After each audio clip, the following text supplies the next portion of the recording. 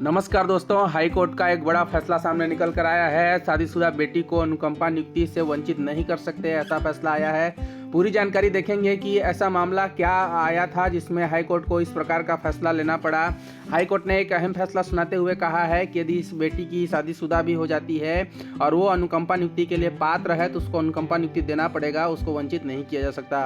पूरी जानकारी के लिए वीडियो में अंत तक बने रहिएगा। यदि चैनल को सब्सक्राइब नहीं किया है, चैनल को सब्सक्राइब जरूर कर दीजिएगा, क्योंकि इसमें टाइम टू टाइम सभी नोटिफिकेशन अपडेट किए जाते हैं। तो देखते हैं कि पूरा मामला क्या था, किस प्रकार की याचिका लगी थी।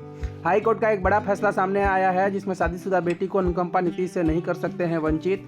इसमें छत्तीसगढ़ के बिलासपुर हाई कोर्ट ने कहा है कि अनुकंपा नियुक्ति के मामले में हाई कोर्ट का एक बड़ा फैसला सुनाया है। कोर्ट ने कहा कि केवल शादीशुदा होने के आधार पर बेटी को अनुकंपा नियुक्ति से वंचित नहीं किया जा सकता। Chief justice Ramesh Sinha, justice Virendra Kumar Agarwal की डिवीजन बेंच ने सिंगल बेंच के फैसले को निरस्त करते हुए 2 शादीशुदा बेटियों को बैंक में अनुकंपा नियुक्ति देने का आदेश दिया है। मतलब कि इसमें जो 2 शादीशुदा बेटी थे जो अनुकंपा नियुक्ति के लिए पात्र थे, उनको अनुकंपा नियुक्ति देने का आदेश दिया है। कोर्ट ने बैंक को यह भी निर्देशित किया है कि दोनों अपीलकर्ताओं की शैक्षणिक योग्यता और लागू नियमों के अनुसार 90 दिवस के भीतर अनुकंपा नियुक्ति दी जाए। कोर्ट ने स्पष्ट किया कि बेटी के विवाहित होने को अनुकंपा नियुक्ति से अयोग्यता का आधार नहीं बनाया जा सकता। मतलब ऐसा नहीं कहा जा सकता है कि बेटी का अगर शादी हो गया और शादी करके अगर दूसरे के यहाँ चली जाती है तो उसको अनुकंपा नियुक्ति नहीं दी जा सकती, ऐसा नहीं कहा जा सकता है। इसमें दरअसल छत्तीसगढ़ राज्य के ग्रामीण बैंक के 2 कर्मचारियों मदन कुमार पांडा और शैलेंद्र कुमार जॉनसन की नौकरी के दौरान मौत हो गई थी।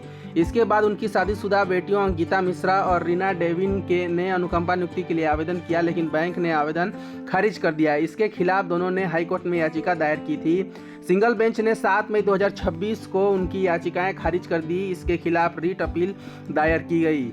डिवीजन बेंच ने कहा कि बैंक ने सिर्फ बेटियों के विवाहित होने को आधार बनाकर उन्हें नौकरी से बाहर किया, जबकि उनकी योजना के तहत विवाहित बेटी को नियुक्ति का लाभ दिया गया है। यह समानता के अधिकार के खिलाफ है। कोर्ट ने यह भी माना कि शादीशुदा होने मात्र से किसी बेटी की उनके माता पिता पर आर्थिक या सामाजिक निर्भरता खत्म नहीं मानी जा सकती। निर्भरता या वास्तविक आकलन किया जाना जरूरी है।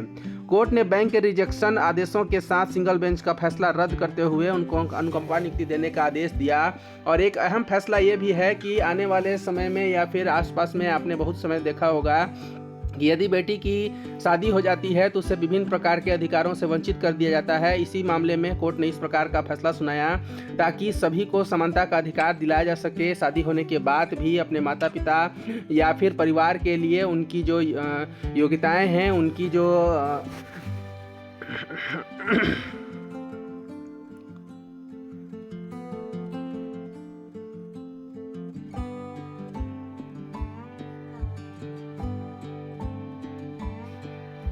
उनकी जो आधार हैं या फिर अधिकार जो हैं माता पिता के आर्थिक या सामाजिक निर्भरता खत्म नहीं करती हैं। इस प्रकार से कोर्ट ने एक अहम फैसला सुनाते हुए शादीशुदा बेटियों के पक्ष में फैसला सुनाया, जिसमें याचिकाकर्ता को अनुकंपा नियुक्ति देने का प्रावधान किया गया और आदेश भी जारी कर निर्देशित किया गया कि इनको उनकी योग्यता और नियमानुसार 90 दिवस के भीतर इनको नौकरी प्रदान कर इन्हें सूचित किया जाए। इस प्रकार की पूरी मामला सामने आई थी, जिसमें याचिकाकर्ता के पक्ष में कोर्ट ने फैसला दिया। यदि वीडियो इन्फॉर्मेटिव लगी हो तो चैनल को सब्सक्राइब जरूर कर दीजिएगा, क्योंकि इसमें टाइम टू टाइम सभी नोटिफिकेशन अपडेट किए ही जाते हैं। तो मिलते हैं ऐसे ही नए नोटिफिकेशन, विज्ञापन और एक अच्छी सी महत्वपूर्ण जानकारियों के साथ।